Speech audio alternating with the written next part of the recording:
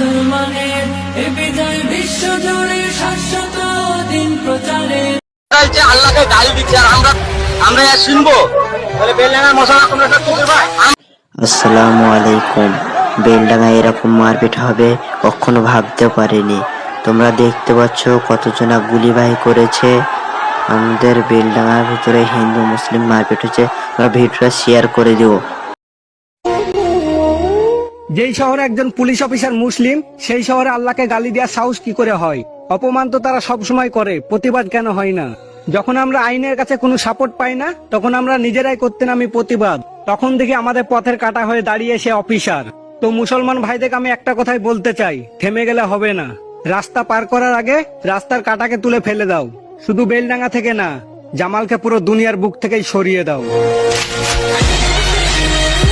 এটাই হচ্ছে বাস্তব। ভাই যে কথাটা বললো,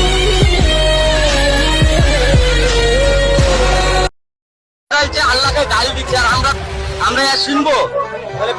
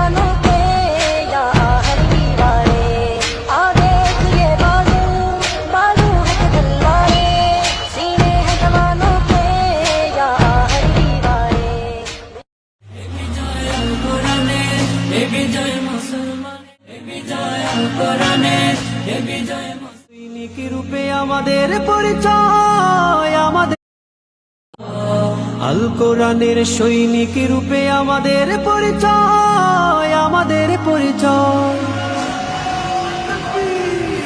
এ বিজয় আল কোরআনের, এ বিজয় মুসলমানের, এ বিজয় বিশ্ব জুড়ে শাশ্বত দিন প্রচারে।